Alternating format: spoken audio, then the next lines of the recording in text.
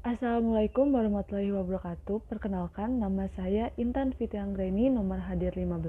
Assalamualaikum warahmatullahi wabarakatuh. Perkenalkan, nama saya Yola Patribusi, nomor hadir 40 dari kelompok T7. Penjelasan bab 1 pendahuluan yaitu adalah latar belakang. Yang pertama adalah mencegah resiko reputasi. Hanya sebagian kecil resiko reputasi yang telah diprediksi dan dinilai kemudian dapat sepenuhnya dicegah. Terdapat dua kategori insiden, yaitu ada insiden internal dan insiden eksternal. Insiden internal tidak dapat dihilangkan dari daftar resiko seperti kecelakaan sebagai akibat dari kegagalan keselamatan, proses kesalahan mekanis maupun operasional, kesalahan keselamatan pribadi, kesalahan manusia, dan kelalaian. Selanjutnya ada insiden eksternal yang tidak dapat dicegah. Organisasi tidak dapat mengendalikan seperti cuaca, peristiwa tragis, gangguan politis, ataupun sosial. Beberapa gangguan yang membahayakan masalah muncul ketika keputusan tidak memiliki pencegahan resiko yang diterapkan lebih awal atau cukup menyeluruh atau tidak sama sekali. Pembahasan latar belakang selanjutnya yang kedua ada arsitektur resiko reputasi intervensi keras, yaitu ada pencegahan resiko reputasi, salah satunya arsitektur resiko reputasi. Mengacu pada struktur internal, prosedur eskalasi, proses, peran, dan tanggung jawab yang bersama-sama. Berikut ini adalah peran dan tanggung jawab dalam pencegahan resiko reputasi, yaitu adalah pembuat keputusan individu. Tanggung jawab utama untuk menilai resiko reputasi yang terkait dengan kunci keputusan itu terletak pada pembuat keputusan individu dalam bisnis, geografi, atau fungsi. Mereka lah yang paling dekat dengan keputusan, oleh karena itu mereka bertanggung jawab untuk mengidentifikasi dan menilai setiap resiko yang ada. Kemudian ada komite bisnis atau fungsi. Eskalasi pertama yang di luar pembuat keputusan individu kemungkinan besar akan komite resiko reputasi tingkat bisnis, fungsional, ataupun geografis. Ini mungkin sebuah komite yang bertemu secara reguler, katakanlah setiap 3 bulan dengan agenda yang telah ditetapkan atau mungkin lebih. Jika bertemu secara teratur, mungkin juga memiliki tanggung jawab untuk membangun sadar resiko reputasi.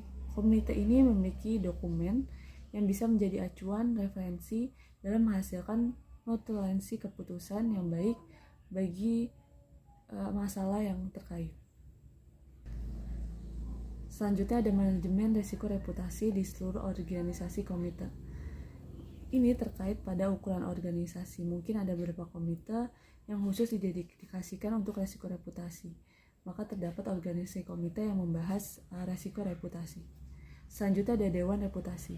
Eskalasi ini beberapa bentuk dewan reputasi tingkat eksekutif, yaitu kemudian akan menjadi subkomite dan komite eksekutif organisasi atau setidaknya akan beroperasi di bawah naungannya.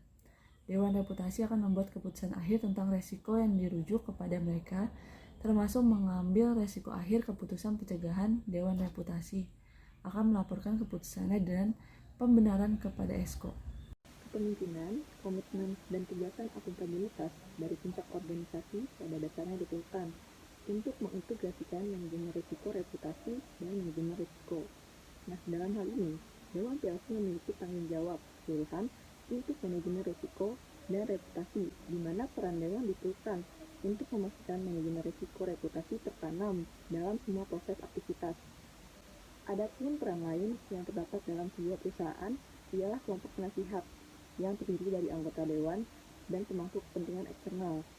Nah, meski jarang berpartisipasi dalam keputusan pasti atau tidak pasti tentang hal-hal di mana risiko reputasi telah diidentifikasi, kelompok penasihat memiliki peran untuk memberikan wawasan dan bertindak sebagai papan suara.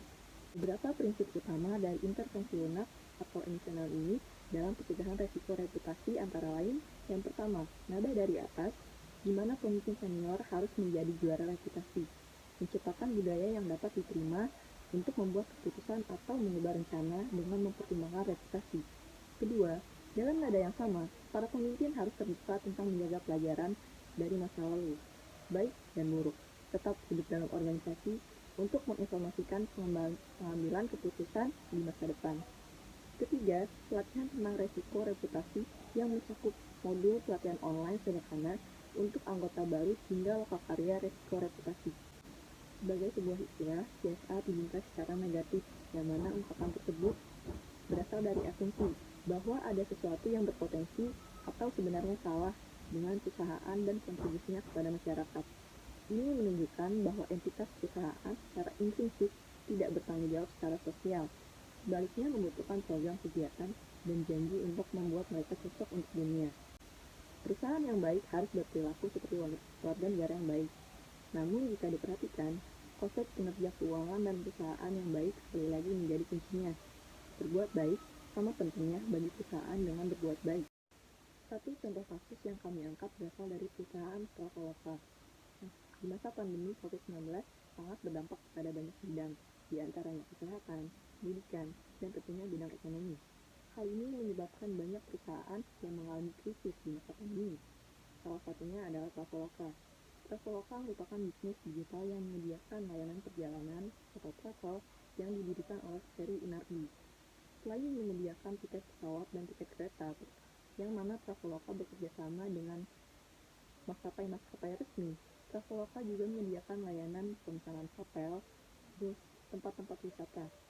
Bahkan Traveloka juga menyediakan layanan informasi tentang kuliner, hiburan, dan lainnya. Kutip menurut Fateri dan Irwansyah tahun 2018.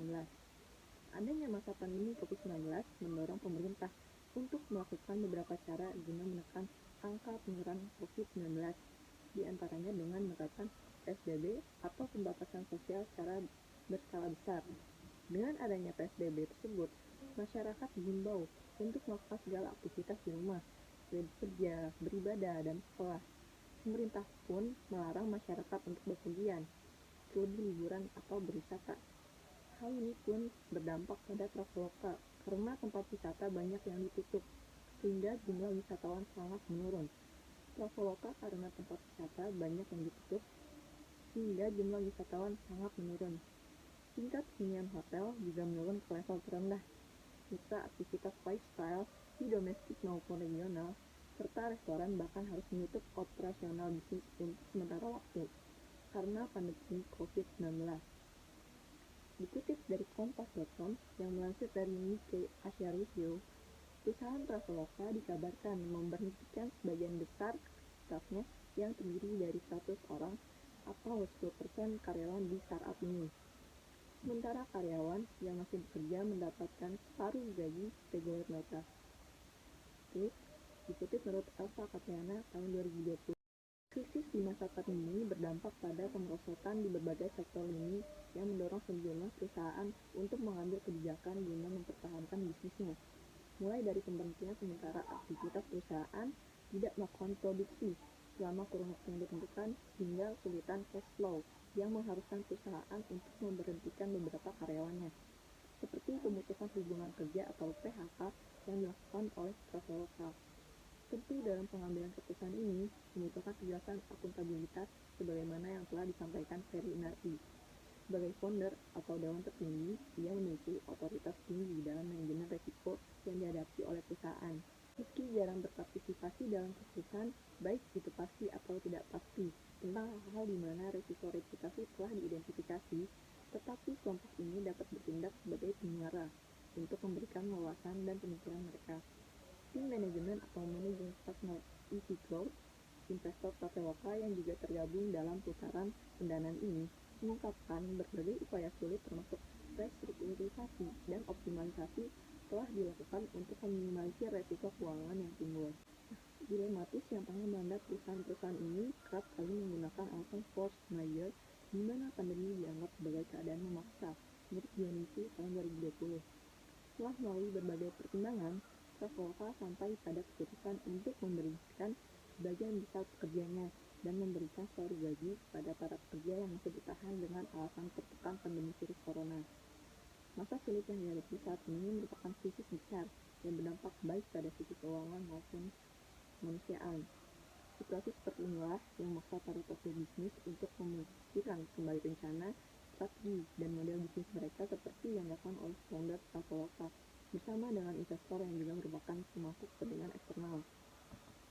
Selanjutnya, dengan dorongan motivasi yang kuat untuk kembali bangkit dari keterpurukan dengan lebih baik dan lebih kuat, Traveloka menyusun langkah-langkah yang dibutuhkan Untuk optimalisasi yang bisnis guna melakukan penghematan serta kembali berfokus untuk menyiapkan strategi dalam era normal baru.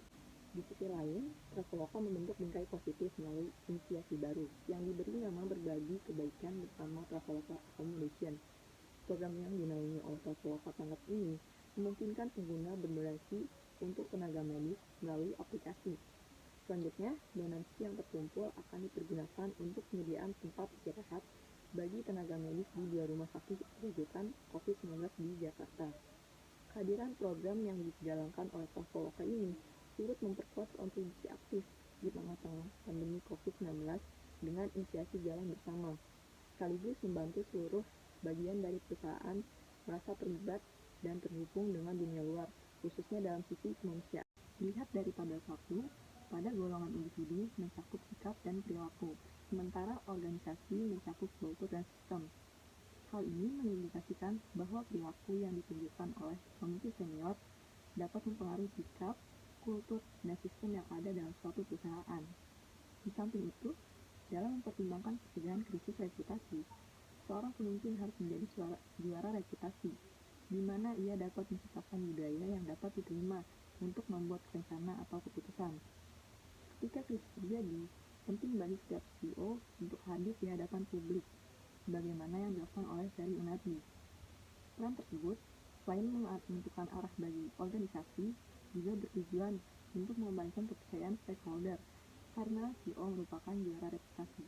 Bila krisis terjadi dalam sudut pandang praktisi PR, komunikasi akan disampaikan oleh otoritas tertinggi di perusahaan, yaitu Direktur Utama atau CEO. Seperti yang dilakukan oleh Ferry Unadi, yang menjadi juru bicara utama pada halayak media tentang hal-hal yang terkait dengan kebijakan, pengarahan, dan langkah selanjutnya yang diambil oleh Traveloka. Terbukti berdasarkan sebuah riset dilakukan oleh CLC Research dan Weber Sandwich, kehadiran CEO di depan publik turut berpengaruh pada perusahaan. Sekitar 95% responden setuju bahwa CEO mempunyai peranan penting sebagai representasi dari citra perusahaan di depan publik. Itu menurut Pride tahun 2015. Pengupayaan ini juga dilakukan untuk mengelola respons dan persepsi publik terhadap penanganan krisis oleh PR.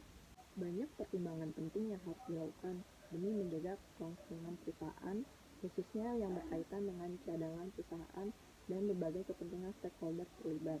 Maka dari itu, pihak pemangku kepentingan eksternal, yang mana di sini adalah investor dari Traveloka, turut mempunyai andil menyuarakan pandangan dari sisi mereka. Hal ini sejalan dengan harapan untuk memahami dan mempertimbangkan reputasi perusahaan yang menjadi keputusan penting. Tetapi fungsi dan bisnis lain ini juga memiliki harapan yang sama, agar komunikasi yang terjalin dapat mempertimbangkan manfaat komersial, strategis, dan manfaat lain dari suatu keputusan.